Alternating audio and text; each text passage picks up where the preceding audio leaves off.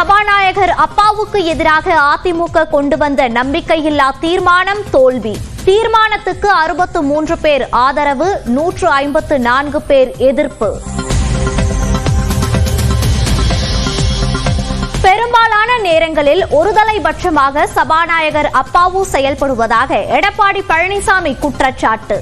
தேவையற்ற வார்த்தைகளை பயன்படுத்தியதாகவும் நம்பிக்கையில்லா தீர்மானம் மீதான விவாதத்தில் பேச்சு. நடுநிலையுடன் செயல்படுபவர் சபாநாயகர் அப்பாவு என முதலமைச்சர் மு.க. ஸ்டாலின் பேச்சு. கனிவானவர், கண்டிப்பானவர் என்றும் திட்டவட்டம். ஆசிரியராக இருந்து அரசியலுக்கு வந்தவர் நம்முடைய மாண்புமிகு அப்பா அவர்கள். கனிவானவர், ஆனால் அதே நேரத்தில் கண்டிப்பானவர். இவை ரெண்டுமே பேரவைக்கு தேவை என்பதை அனைவரும் ஏற்றுக்கொள்வீர்கள் என்று நான் நினைக்கிறேன். இவை இல்லாவிட்டால் அவை கண்ணியத்தோடு கட்டுப்பாட்டோடு நடத்த இயலாது. சபாநாயகருக்கு எதிரான தீர்மானத்துக்கு காங்கிரஸ், விசிக, இடதுசாரிகள் உள்ளிட்ட திமுக கூட்டணி கட்சிகள் எதிர்ப்பு. அவைக்கு வராத பாஜக, பாமக உறுப்பினர்கள்.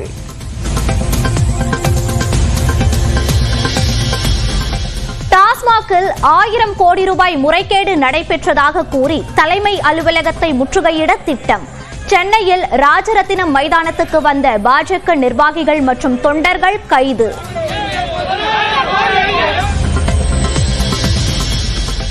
டாஸ்மாக் அலுவலக முற்றுகை போராட்டம் அறிவிக்கப்பட்ட நிலையில் தமிழ்நாட்டின் பல்வேறு பகுதிகளிலும் பாஜக நிர்வாகிகளுக்கு வீட்டு காவல். சென்னையில் தடையை மீறி போராட்டம் நடத்துவதற்கு புறப்பட்ட தமிழிசை சவுந்தரராஜன் கைது.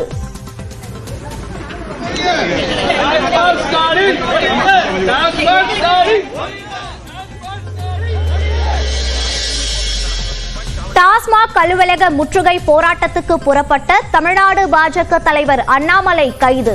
1000 கோடி ரூபாய் முறைகேடு என்பது சிறிய தொகைதான் என பேட்டி.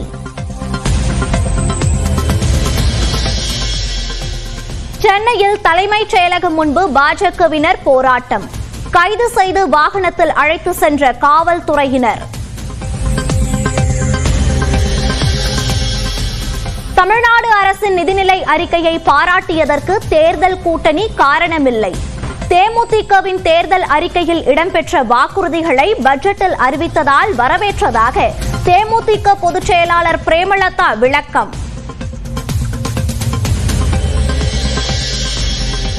நகர்ப்புற உள்ளாட்சி அமைப்புகளில் சாலைகள் அமைக்க 950 கோடி ரூபாய் ஒதுக்கீடு.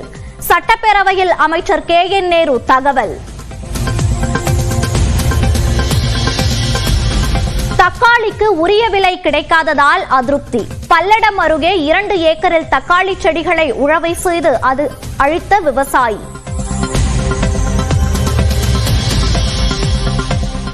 எடப்பாடியில் சிறுவனின் தொண்டையில் சிக்கிய 5 ரூபாய் நாணயம் அறுவை சிகிச்சை மூலம் பாதுகாப்பாக அகற்றிய அரசு மருத்துவமனை மருத்துவர்கள்.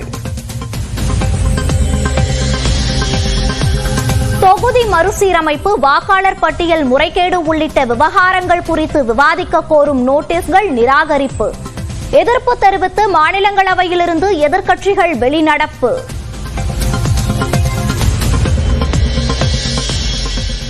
சிவகலை அகழாய்வு குறித்து அறிவியல் பூர்வமாக நிரூபிக்கும் பணிகள் முடியவில்லை என மத்திய அமைச்சர் கஜேந்திர சிங் செகாவத் தகவல். அறிவியல் பூர்வ நிரூபிப்பு பணிகள் முடிந்த பின்னர் புராதன சின்னமாக அறிவிக்க நடவடிக்கை என மக்களவையில் விளக்கம்.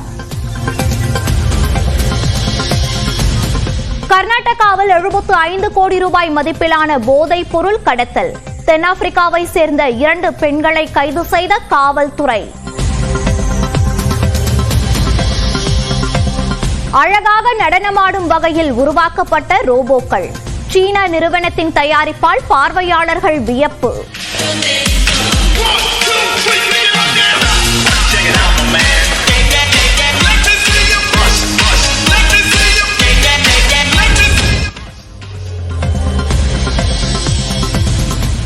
ஐபிஎல் 18வது சீசனுக்காக சிஎஸ்கே அணியில் இணைந்தார் சாம் கரன்.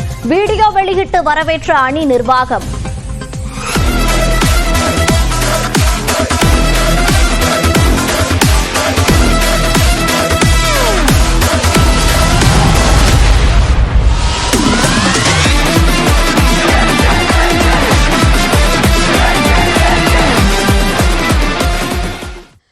கன்னியாகுமரி விரைவு ரயிலை புறப்பட விடாமல் நெல்லையில் பயணிகள் நடத்திய போராட்டம் பரபரப்பை ஏற்படுத்தியது.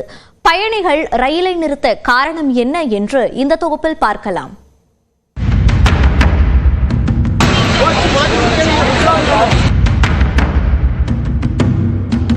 கன்னியாகுமரியிலிருந்து நெல்லை, மதுரை, விழுப்புரம் வழியாக சென்னைக்கு இயக்கப்படும் கன்னியாகுமரி எக்ஸ்பிரஸ் ரயில் வழக்கம் போல நேற்று மாலை 6 மணிக்கு கன்னியாகுமரி சந்திப்பு ரயில் நிலையத்தில் இருந்து புறப்பட்டது. அப்போது ரயிலின் முதல் வகுப்பு ஏசி பெட்டியில் கடுமையான துர்நாற்றம் வீசியதால் அசௌகரியமடைந்த பயணிகள் நாகர்கோயில் ரயில் நிலையத்திற்கு ரயில் வந்தபோது அதிகாரிகளிடம் புகார் அளித்துள்ளனர். பெட்டியை மாற்றுவதாக அதிகாரிகள் கூறி சென்றதாகவும், ஆனால் எந்த நடவடிக்கையுமின்றி ரயில் நெல்லை நோக்கி புறப்பட்டதாக பயணிகள் குற்றம் சாட்டுகின்றனர். இதன் பின்னர் நெல்லை சந்திப்புக்கு ரயில் வந்த பின்னர் துர்நாற்றம் குறித்து மீண்டும் பயணிகள் புகார் அளித்துள்ளனர். அப்போதும் பெட்டியை மாற்றாமல் ரயில் புறப்பட்டதால் ஆத்திரமடைந்த பயணிகள் அவசர காலத்தில் பயன்படுத்தும் சங்கிலியை பிடித்து இழுத்து ரயிலை நிறுத்தினர். உடனடியாக அங்கு சென்ற ரயில் நிலைய அதிகாரிகள் பயணிகளிடம் கேள்வி எழுப்பிய போது அவர்களுடன் பயணிகள் கடும் வாக்குவாதத்தில் ஈடுபட்டனர்.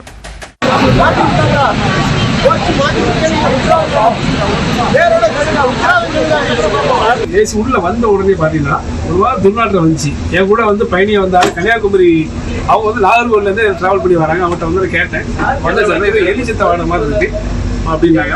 உள்ள வந்து மற்ற மட்டும் எரிக்கவே முடியல, அவ்வளோ பேட் ஸ்மெல், எலிச்சத்த வாட அப்படியே இருக்கு. துர்நாற்றம் வீசுவதால் குழந்தைகளுடன் தொடர்ந்து பயணிக்க முடியாது என திட்டவட்டமாக கூறிய பயணிகள் 4 நாட்களாக இந்த பிரச்சனை இருந்ததாகவும் ரயில்வே துறையினர் எந்த நடவடிக்கையும் எடுக்கவில்லை என்றும் குற்றம் சாட்டினர். கேபின்லயும் வந்து எலி செத்த ஸ்மெல்லு சார், டக்டில் ஃபுல்லாக எலி செத்த ஸ்மெல்லு. ஒரு கேபின் இல்லை, மொத்த கம்பார்ட்மெண்ட்டும் ஸ்மெல் இருக்குது. இது வந்து நிறைய பேர் வந்து வியாழக்கிழமையே வந்திருக்காங்க, இதே மாதிரி ஸ்மெல்லு வந்திருக்கு சொல்லியிருக்காங்க. மதுரையில் வேறு பெட்டியை மாற்ற ஏற்பாடு செய்வதாக ரயில்வே காவல்துறையினர் உறுதியளித்ததை தொடர்ந்து 40 நிமிட தாமதத்திற்கு பிறகு நெல்லை சந்திப்பிலிருந்து கன்னியாகுமரி விரைவு ரயில் புறப்பட்டது.